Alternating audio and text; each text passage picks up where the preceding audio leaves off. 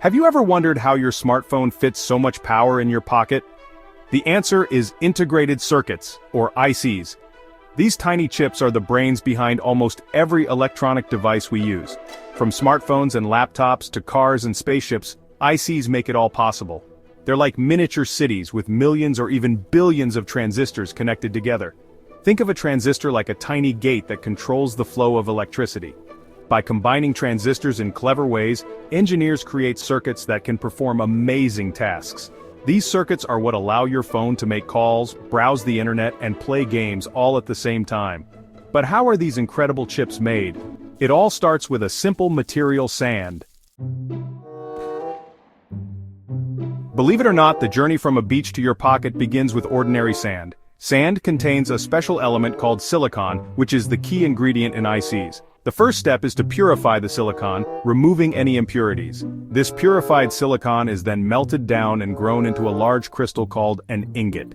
The ingot is sliced into thin, round wafers, kind of like slicing a loaf of bread. These wafers are polished to a mirror-like finish, creating the perfect foundation for building circuits. Now it's time to start drawing the blueprints for our tiny city. Designing an IC is like creating a super detailed map.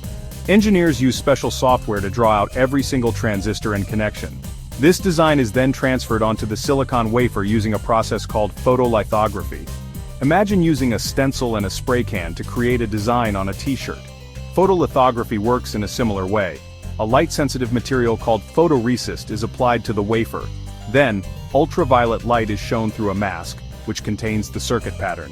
The exposed areas of the photoresist harden, while the unexposed areas remain soft.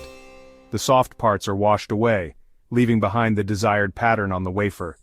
It's like magic, but with light. With the circuit pattern etched onto the wafer, it's time to bring it to life. This involves a series of steps, including doping, deposition, and etching.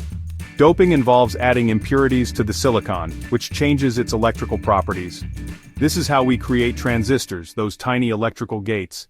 Deposition adds layers of metal to the wafer, forming the connections between the transistors. Think of it like laying down roads and bridges in our miniature city. Finally, the wafer is cut into individual chips, each containing a complete integrated circuit. These chips are then tested rigorously to ensure they work properly. Any faulty chips are discarded, while the good ones are packaged and shipped off to be used in all sorts of electronic devices, and that's how the magic of integrated circuits becomes a reality.